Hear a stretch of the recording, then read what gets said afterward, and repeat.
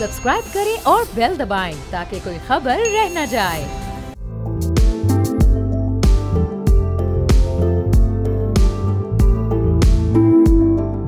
अस्सलाम वालेकुम, मैं हूं बाब जहांगीर। आप देख रहे हैं प्रोग्राम व्यापार। मुल्क की एग्री सेक्टर तमाम तर कोशिशों के बावजूद डिक्लाइन की जानिब जा रहा है। पाकिस्तान की बम्पर क्रॉप्स जिसको पाकिस्तान के एग्रीकल्चर सेक्टर की बैकबोन समझा जाता था, वही अब पाकिस्तान की आहिस्ता आहिस्ता कमजोरी बनना शुरू हो गई हैं। कपास, गंदम, मकई, जैतून और एक लंबी फहरिस्त है फसलों की जिनकी इम्पोर्ट्स अब एक्सपोर्ट से ज़्यादा बढ़ गई हैं। फसलों की पैदावार इस हद तक कम हो गई है कि माहिरीन ने खतरे की घंटी बजा दी है।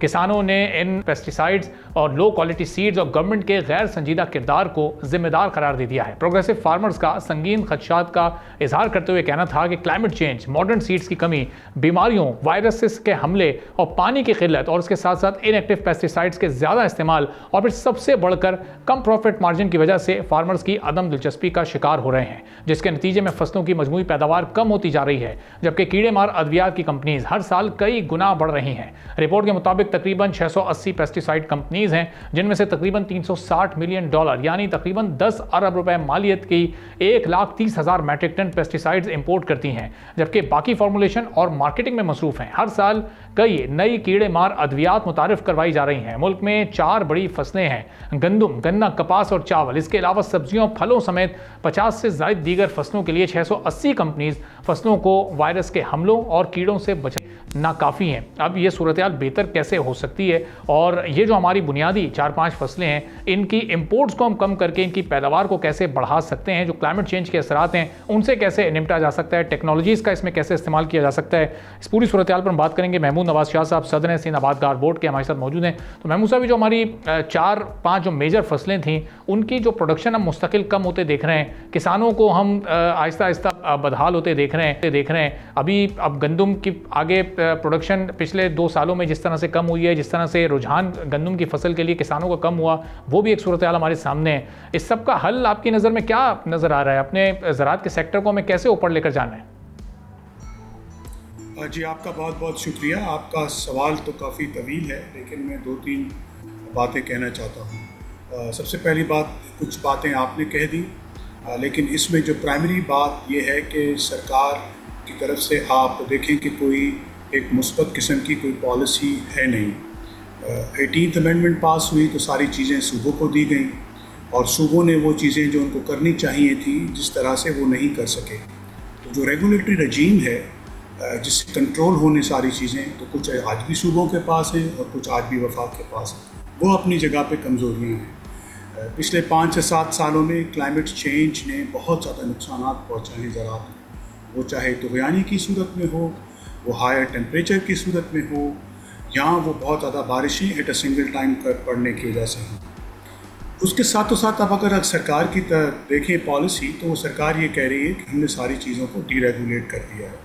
अब डीरेगुलेट करने का मकसद तो ये होता है कि आप बाज़ारें खोलें, और अगर आपने सिर्फ ये कह दिया कि काश्तकार से तो ख़रीदार नहीं होगी सरकार, लेकिन उनके बेचने के लिए आपने एक्सपोर्ट के ऊपर कदगन लगाए हुए हैं, तो ये किस तरह की आपने डीरेगुलेशन की बात की।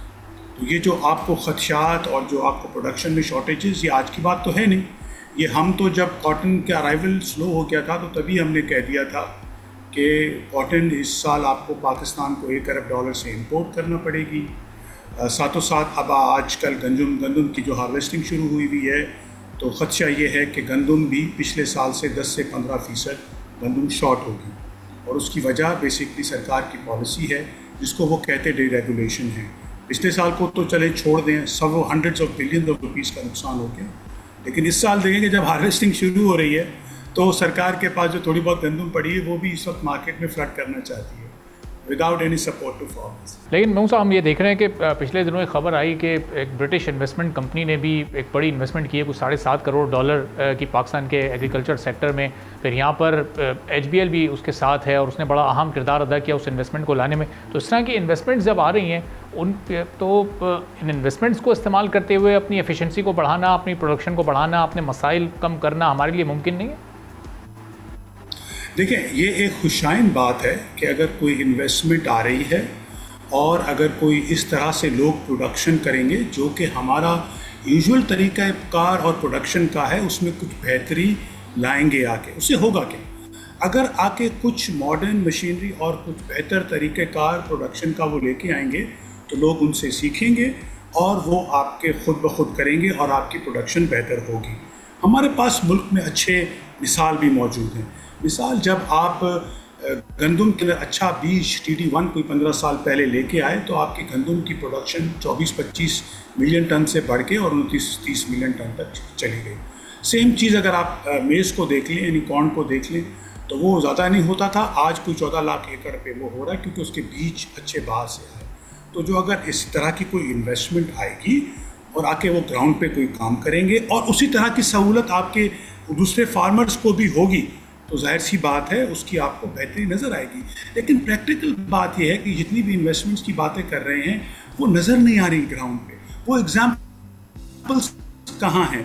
चलें आप यूजुअल फार्मर्स को तो छोड़ दें, तो ये जो कंपनियां कर रही हैं उनकी मिसाल कहाँ है कि क्या उन्होंने कोई इस तरह की प्रोडक्शन की है कि जो मिसाल हो इस मुल्क के लिए, जो कि फार्मर सीख सकें जहाँ भी। इस तरह की चीज़ तो कोई है नहीं हमारे पास। रिसर्च एंड डेवलपमेंट की जो बात है वो वफाक के इदारे हों या सूबे के इदारे हों, वहाँ पे आप बीज देख लें तो आज भी आपके पास मोस्ट ऑफ द सीड जो 4 या 5 आपकी मेजर प्रोड्यूस हैं अलावा गंदम को छोड़ के सारे के सारे बीज आपके आज भी इंपोर्ट हो रहे हैं जो बाहर के बीज हैं। दूसरी तरफ सितम ज़रीफ़ी की बात यह है कि 6000 एकड़ ज़मीन सिर्फ सिंध सीड कॉरपोरेशन को है, वो तो तनख्वाहें नहीं दे पा रहे। एक तरफ आपके पास रिसोर्सेज भी मौजूद हैं, इदारे भी मौजूद हैं, लेकिन वो काम नहीं कर रहे। अब कोई कंपनियां आके इसको कैसे वायबल करती हैं वो मिसाल आए तो सही ना।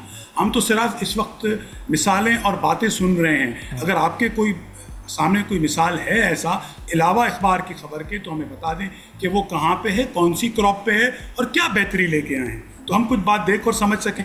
तो ये जो हम यूजुअल एग्रीकल्चर करते हैं वो भी हमारे हाथ से आ रहा है। जो बाहर के एग्रीकल्चर की बहुत ज़्यादा बातें सुन रहे हैं वो तो कोई ऑन द फुट और ऑन द ग्राउंड नज़र तो नहीं है। तो महमूद साहब, जो ये रिसर्च के इंस्टीट्यूट से इदारे हमारे वो जो कि मिनिस्ट्रीज़ के साथ मिलकर चल रहे हैं, उनकी सुपरविजन में काम कर रहे हैं, फिर पिछले 20-25 सालों में उन्होंने क्या काम किया जब आज तक हमारे पास मॉडर्न सीड्स नहीं है?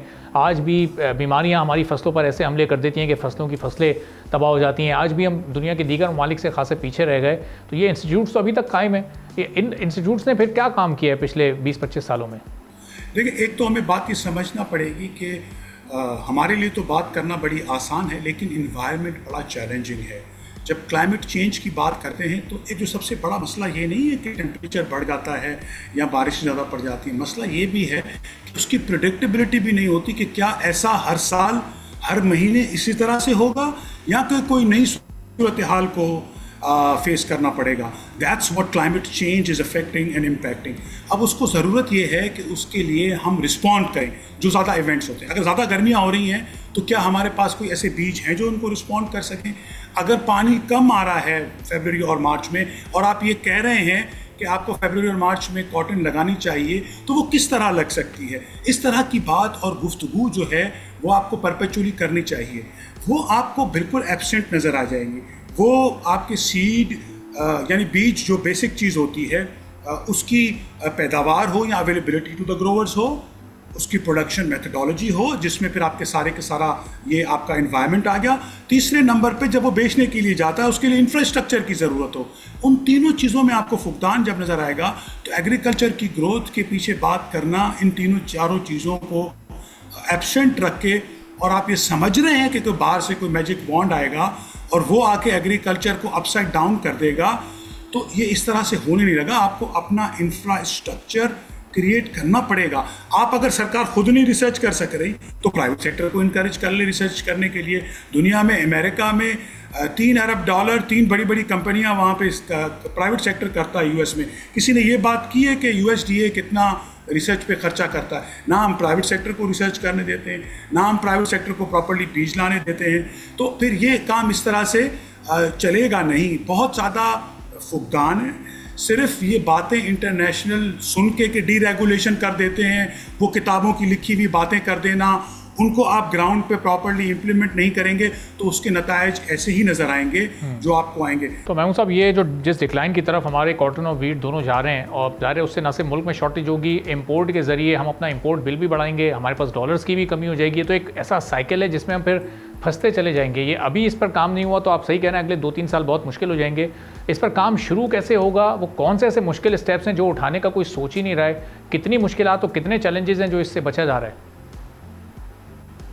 देखिए, सबसे पहला चैलेंज तो ये है कि हम खुद समझें तो सही हम किस डायरेक्शन में जा रहे हैं। पिछले साल मैंने नहीं, मिनिस्टर ऑफ फाइनेंस ने वॉशिंगटन में जाके कहा कि जितनी भी हमें जितनी भी ग्रोथ इस मुल्क में नज़र आई वो एग्रीकल्चर की वजह से, कुछ 6% एग्रीकल्चर ने ग्रोथ किया।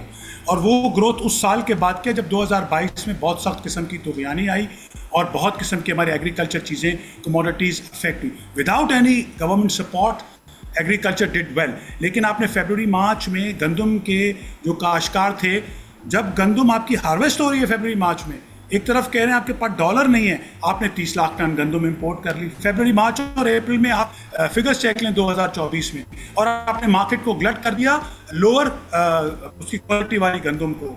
तो देखिए, ये ऐसी चीज़ें जिसमें आपका पैसा खर्च नहीं बल्कि पैसा बचता है। तो मुझे ये सवाल का कोई जवाब दे कि इस बारे में सोच कौन रहा है। पिछले साल तो हम गंदम की खुदा न खास्ता ऐसे बात कर रहे थे, कोई बहुत ज़्यादा कोई अगर फ्लडिंग हुई है तो कोई गंदम की हुई, ऐसी तो कोई बात नहीं थी।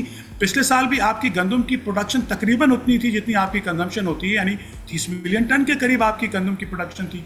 तो भी आपने रुसवा किया गंदम के काश्तकार को, जो कि आपके लार्जेस्ट ग्रोन क्रॉप और द मोस्ट इम्पॉर्टेंट क्रॉप है। तो मेरा जो कहने का मकसद है कि सबसे पहले सूबे और वफाक आपस में बैठ जाएं, कोई स्ट्रैटेजी तो बनाएं।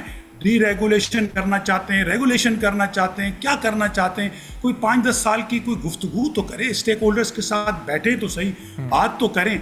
आपको कहीं पे नज़र आया होगा, हमें तो कहीं पे ये चीज़ नज़र नहीं आई कि चले हम इन चैलेंजेस को अगर फेस कर रहे हैं तो इनको निकलने के लिए इतना आसान रास्ता नहीं है, लेकिन अगर दुश्वार भी है तो उस दुश्वार रास्ते से किस तरह निकला जाए। क्या हिंदुस्तान उन चीज़ों को मुंह नहीं दे रहा? क्या वो अपने एग्रीकल्चर को कंटिन्यूसली सपोर्ट करते हुए उनके पास कभी फूड का क्राइसिस क्यों नहीं हुआ?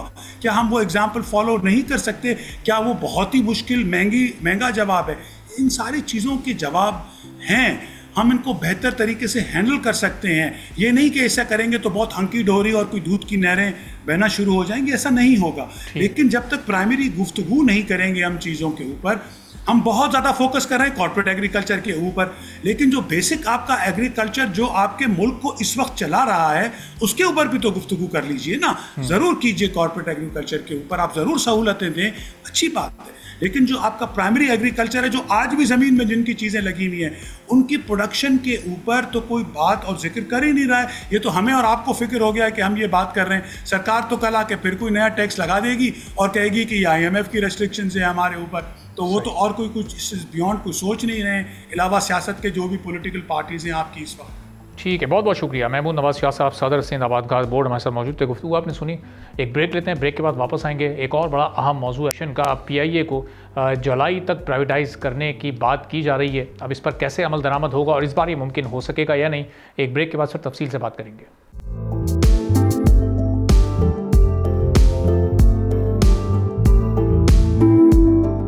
एक बार फिर आपको प्रोग्राम में खुशामदीद कहेंगे। हुकूमत ने PIA को एक बार फिर प्राइवेटाइज करने का प्लान बना लिया है और IMF को जुलाई तक प्राइवेटाइजेशन की डेडलाइन दे दी है।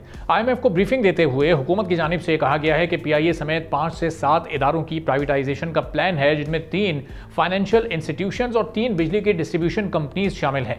PIA की मिल्कियत रूजवेल्ट होटल न्यूयॉर्क के महंगे तरीन इलाके में मौजूद है और उसमें 1025 कमरे हैं। जुलाई 2023 में पाकिस्तानी हुकूमत ने इस होटल को न्यूयॉर्क सिटी हुकूमत के इमिग्रेशन हाउसिंग बिजनेस को 3 साल के लिए लीज पर दिया था।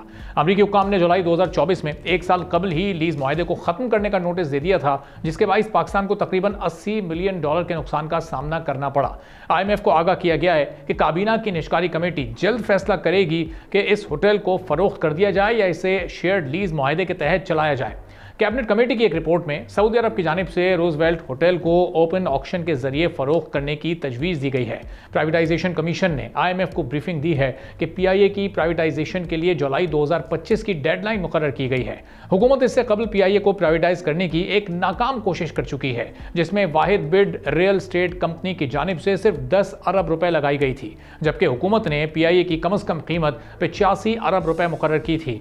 हुकूमत इस माह के आखिर में इन्वेस्टर्स को मदऊ करने करने के लिए एक्सप्रेशन ऑफ इंटरेस्ट जारी करने से पहले मार्केट का जायजा ले रही है। हुकूमत की जानिब से IMF को बताया गया है कि 3 पोटेंशियल इन्वेस्टर्स बिडिंग में हिस्सा ले सकते हैं और इन बिडर्स में वो भी शामिल हैं जिसकी जानिब से ये कंडीशन रखी गई थी कि हुकूमत 18% सेल्स टैक्स खत्म करे और PIA के 45 अरब रुपए के कर्जे प्राइवेटाइजेशन से पहले ही खत्म कर दिए जाएं।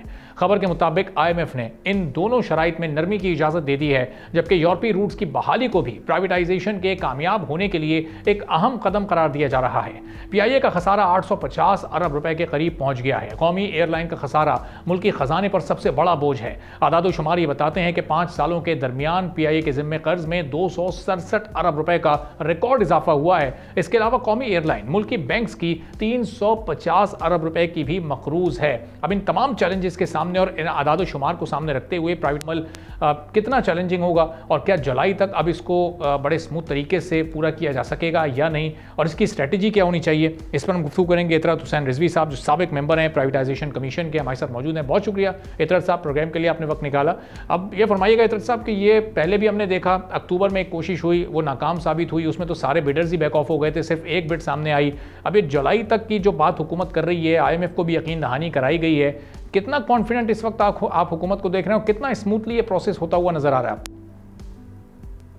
देखिए, इसमें जो पिछली हमारी अटेम्प्ट्स थी उसमें कुछ डेफिशिएंसीज थी और आपने अपने इंट्रो के अंदर खुद ही बताया कि 2 मेजर डील ब्रेकर्स थे और उनमें से एक जो था वो GST था ऑन द इंपोर्ट ऑफ और the lease of the aircrafts, और दूसरा जो था वो आपका इशू था नेगेटिव इक्विटी का।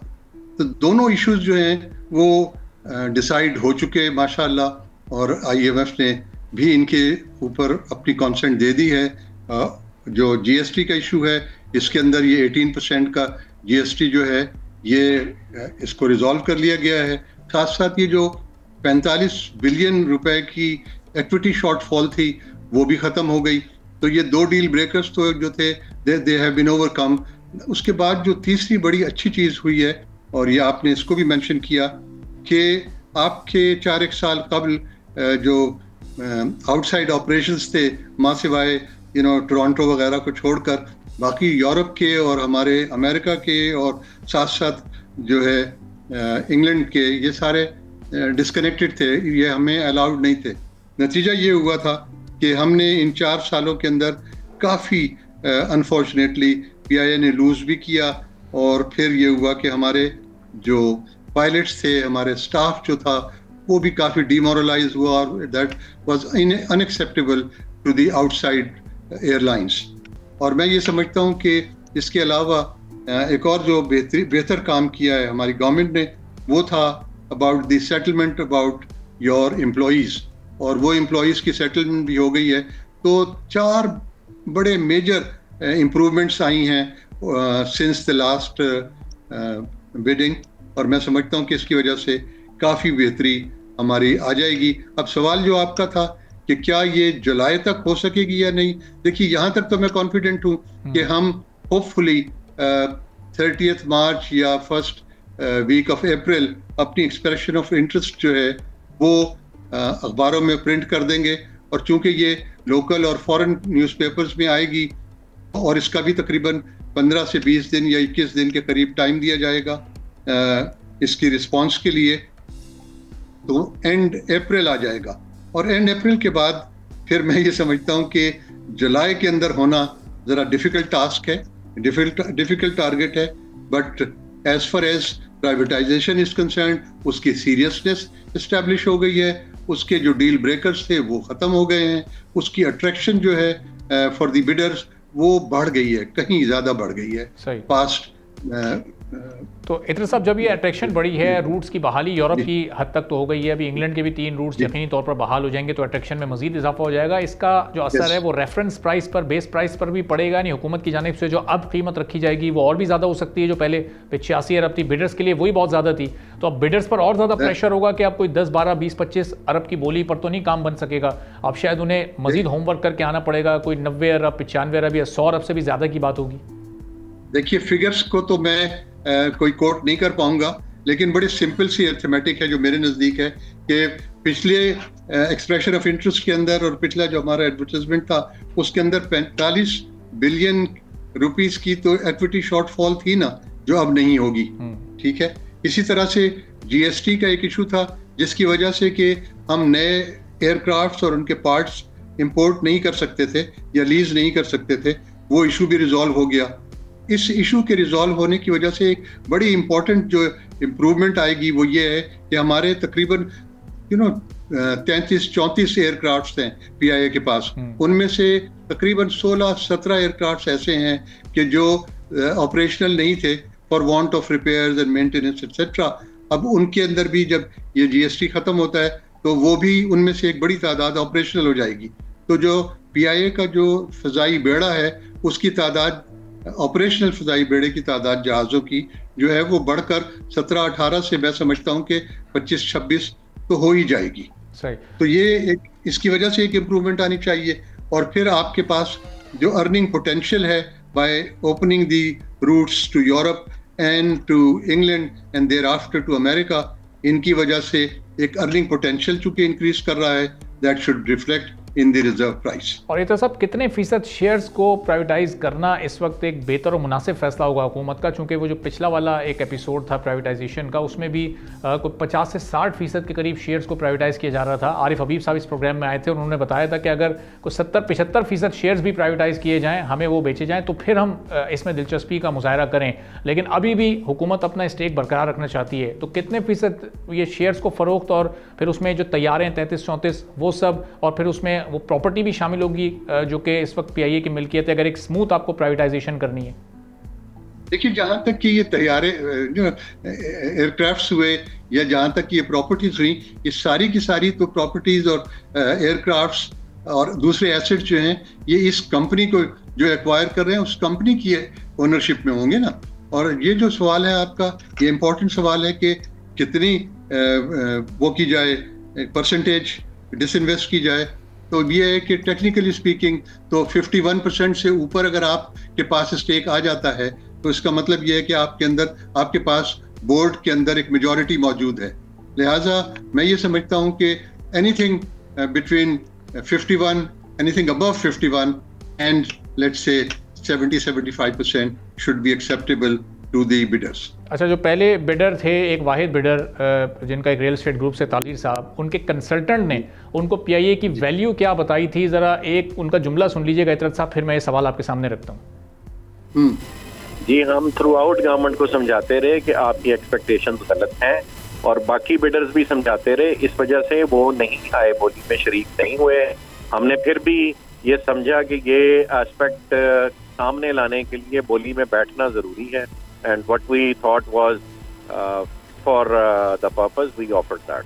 हमारे में इसमें एक चीज ऐड करता जाऊँ, हमने साइरस एविएशन को अपना कंसल्टेंट हायर किया था, आयरलैंड से वो आए थे। Ireland is hub of aviation and he is a top paid consultant. उसकी रिकमेंडेशन मैं आपसे शेयर कर दूंगा। ही रिकमेंडेड कि PIA should be bought in $1 only. अच्छा, $1 की जगह, यानी वो हमें कहा गया था कि 278 रुपए इसकी ऑफर लगाएं, उसकी जगह हमने 10 अरब रुपए की ऑफर इसलिए लगाई कि ना लोग पीआईए का मजाक उड़ाएं और ना हमारा मजाक उड़ाएं, वरना उसकी रिकमेंडेशन थी कि 278 रुपए में ये एयरलाइन खरीदी जाए।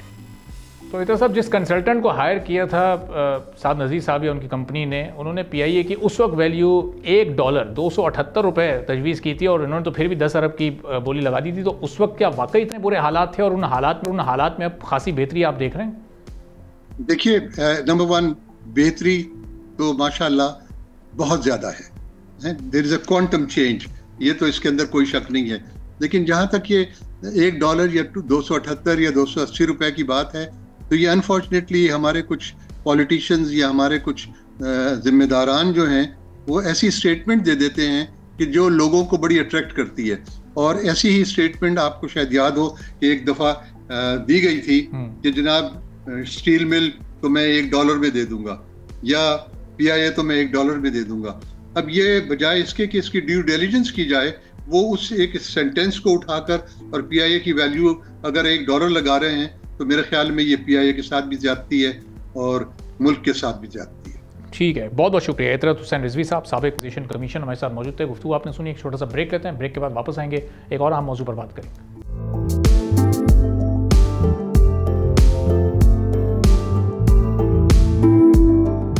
एक बार फिर आपको प्रोग्राम में खुशामदीद कहेंगे। हुकूमत करंट फिस्कल ईयर के 8 माह के दौरान मुसलसल टैक्स हदफ हासिल करने में नाकाम रही है। तकरीबन 13,000 अरब रुपए टैक्स वसूलियों का टारगेट रवा माली साल के बजट में रखा गया था, लेकिन जिस रफ्तार से FBR टैक्स जमा कर रहा है शायद ये हदफ हासिल करना मुमकिन ना हो। 8 माह के दौरान 606 अरब रुपए रेवेन्यू शॉर्टफॉल का इस वक्त सामना है।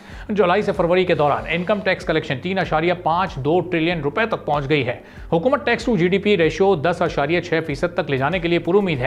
फर्स्ट और सेकंड क्वार्टर में टैक्स टू GDP रेशियो 9.6% और 10.8% रिकॉर्ड किया गया है। बहुत से सेक्टर्स अभी भी ऐसे हैं जो अपने पोटेंशियल के मुताबिक टैक्स अदा नहीं कर रहे, जिसकी वजह से सारा का सारा बोझ टैक्स देने वाले तबके पर पड़ रहा है। टैक्स एक्सपर्ट्स हुकूमत को यह खबरदार कर रहे हैं कि वो लेजिटिमेट इंडस्ट्री और सैलरीड क्लास तबके पर ज्यादा बोझ डालने से गुरेज करें। अगर हुकूमत मुसलसल टैक्स का बोझ बढ़ाती रही तो मुल्क में टैक्स चोरी में इजाफा हो सकता है। एक रिपोर्ट के मुताबिक टैक्स पॉलिसीज की नाकामियों की वजह से सिर्फ तंबाकू के शोबे में 300 अरब रुपए का टैक्स का नुकसान हुआ है। लीगल सिगरेट के ब्रांड्स की ज्यादा कीमतों ने सार्फिन को सस्ते ब्रांड्स और टैक्स से बचने के लिए गैर कानूनी ब्रांड्स पर मुंतकिल कर दिया है।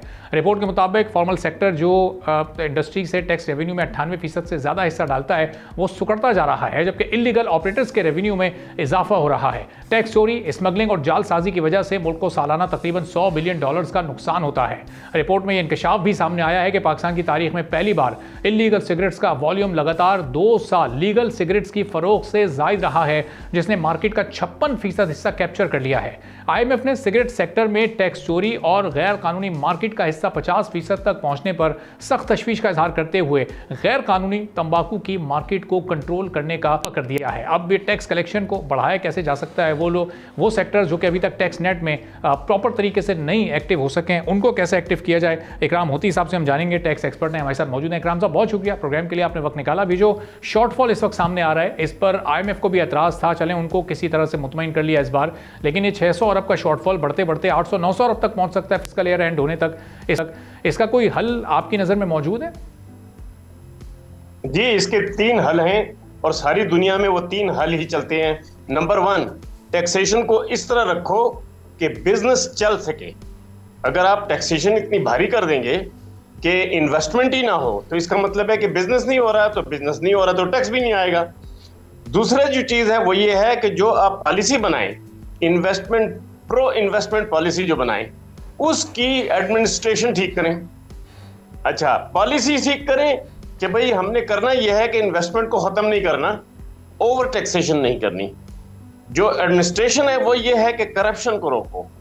ये 2 हिस्से हो गए। अब तीसरा हिस्सा क्या है कि जब बिजनेस बढ़ने लगे, टैक्सेशन का जो हुजम है वो बढ़ने लगे, तो इसका मतलब ये नहीं है कि आपने मजीद भी बढ़ाते चले जाना है। नहीं, आपको एक पॉइंट मालूम होना चाहिए कि हमने फलां टैक्स इस शरह पे रखना है और करप्शन को इस हद तक खत्म करना है, उसके लिए फलां टूल्स इस्तेमाल करने। ये जो सारा सिस्टम है, इस सिस्टम को लागू करना है।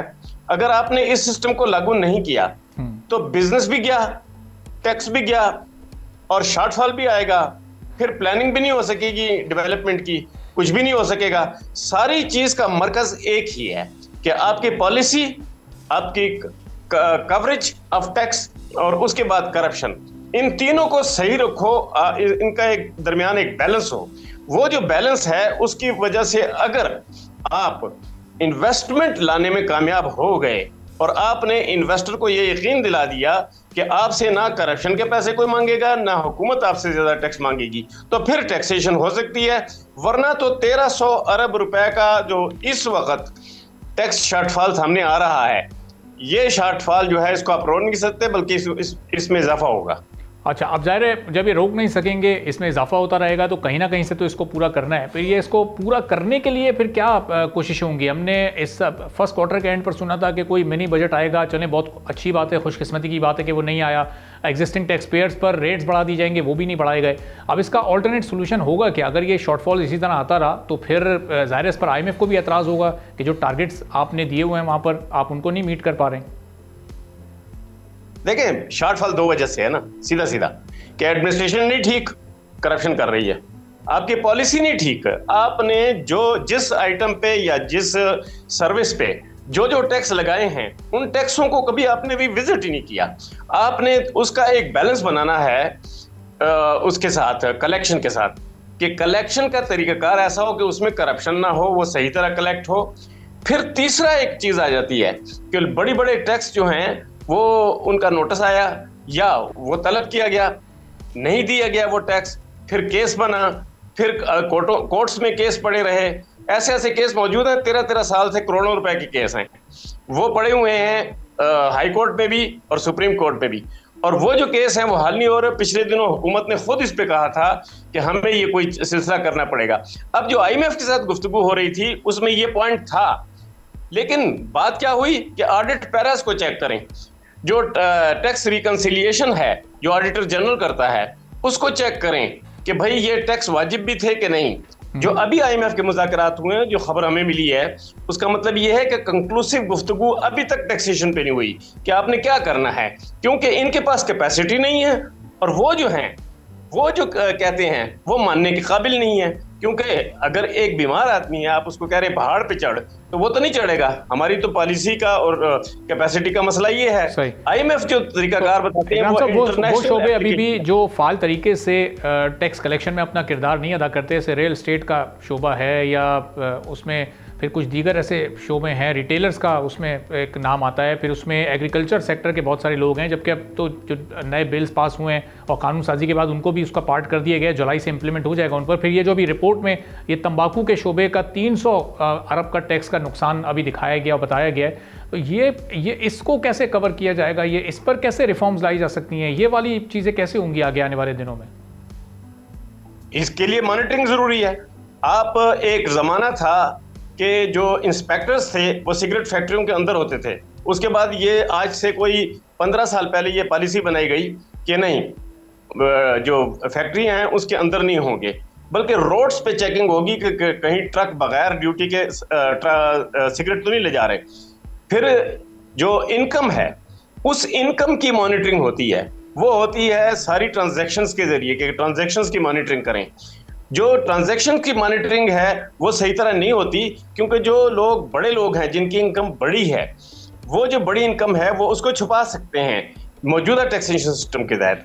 ये टैक्सेशन सिस्टम जो है ये कवरेज नहीं करता, यानी कि वो इनकम जो उनके पास है टैक्सेबल है और उस पर पूरा टैक्स या नहीं दिया जा रहा या दिया ही नहीं जा रहा, बल्कि छुपाया जा रहा है इनकम को, तो उसकी मॉनिटरिंग करें। तो वो सिस्टम भी यहाँ नहीं है। IMF ने हमारी इत्तला के मुताबिक इस पे बात की, लेकिन वो अधूरी रह गई।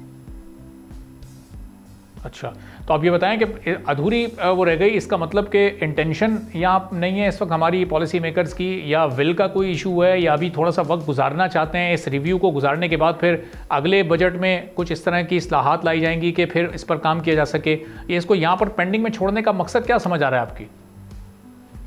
देखें, मैं पहली दफ़ा एक बात कर रहा हूँ, मैंने पहले कभी से कोई किसी की लिखी हुई नहीं देखी, ये किसी को टीवी पे ये कहते नहीं सुना। दोनों तरफ से फिशी मामला है। अच्छा, लगता ये है कि IMF के हकाम भी सीरियस नहीं है कि पाकिस्तान में इन्वेस्टमेंट भी हो और टैक्सेशन भी हो और दोनों सही हो और बैलेंस्ड हो, और यहां से भी जोर नहीं दिया जा रहा क्योंकि उनको पता है कि यहां करप्शन नहीं रुक सकती। तो सारा मामला तो यहां फंसा हुआ है और सच बताया नहीं जा रहा। अगर सच बता दिया जाए तो सबसे पहले तो आप इस इकोनॉमी का साइज देखें, जितनी आबादी है, जितना कंज्यूमर की मामला। लेकिन एक मौक़िफ़ ये भी आता है कि जो अभी एग्रीकल्चर सेक्टर को टैक्स नेट में लाने की बात हुई है, IMF की डिमांड पर ही हुई है और उन्होंने बड़ी पुरजोर डिमांड की थी कि अपने वो सेक्टर्स जो आपके फाल नहीं है टैक्स नेट में, उनको फौरी तौर पर फाल करें और लेकर आएं। देखें, जो ज़री टैक्स है ना, ये दुनिया का सबसे मुश्किल टैक्स होता है। इसलिए होता है कि इसके साथ बहुत सारे मसाइल जुड़े हुए हैं। इसके साथ मौसम का मसला जुड़ा हुआ है, सैलाबों का मसला जुड़ा हुआ है, इनपुट्स का मसला जुड़ा हुआ है, बिजली का मसला जुड़ा हुआ है, पानी का मसला जुड़ा हुआ है। ये सारे मसाइल जहाँ जुड़े हो ना, तो वहाँ बहुत बड़ा स्कोप होता है इनकम कमाने वाले को कि वो अपनी इनकम छुपा ले। उसकी मॉनिटरिंग करना बहुत मुश्किल काम है। उसके लिए ऐसे एक्सपर्ट्स चाहिए पाकिस्तान में जो ज़री शोबे को भी जानते हो, टैक्सेशन को भी जानते हो और कवरेज को भी जानते हो। यानी कि सतह बसतह, यानी खेत से माल निकला, डीलर ने लिया, डीलर ने आगे जाके प्रोसेसिंग की, प्रोसेसिंग के बाद वो मार्केट में आया, फिर परचून पे लगा और फिर उसकी जो पैक्ड है वो अलहदा किया, जो अनपैक्ड जो फसलों के जो नताइज हैं उनको अलहदा किया और वॉल्यूम टैक्सेबल कितना है वो डिटरमिन कर लिया। तो ये पूरा एक मैकेनिज्म है तो पाकिस्तान में वो मैकेनिज्म ही नहीं है।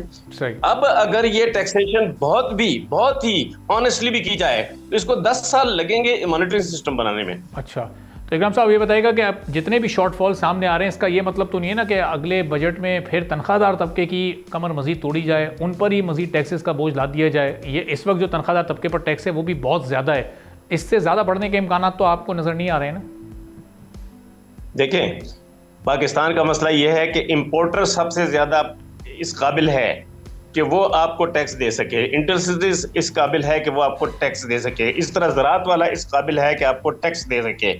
जो बड़ी इनकम्स हैं वो तनख्वाहों में से तो नहीं आती भाई, बड़ी इनकम्स तो बिजनेस में आती हैं। बिजनेस को ये चलाने नहीं दे रहे, उसके अलावा बिजनेस के लोगों के साथ मिलकर टैक्स चोरी करने में मदद दे रहे हैं। उसके अलावा जो टैक्सेशन हैवी कर दी गई है वो कुछ लोगों पे, जिस तरह तनख्वाहदार तबका हो गया, परचून हो गया, इन पे हैवी कर दी गई है।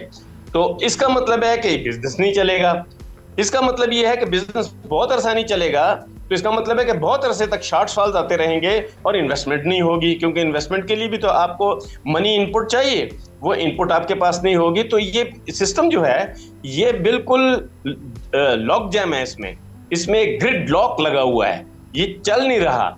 इसको चलाने के लिए लाजमी है कि ये एक सही पॉलिसी हो जो नेशनल ग्रोथ पॉलिसी हो। नेशनल ग्रोथ पॉलिसी के बाद के बगैर टैक्सेशन ग्रोथ नहीं हो सकती। ये मसला यहाँ पे अड़ा हुआ है। ठीक है, बहुत बहुत शुक्रिया इकराम मोती साहब, टैक्स एक्सपर्ट हमारे साथ मौजूद थे। इसी के साथ नाज़रीन आज के प्रोग्राम से इजाज़त दीजिए, अल्लाह हाफ़िज़।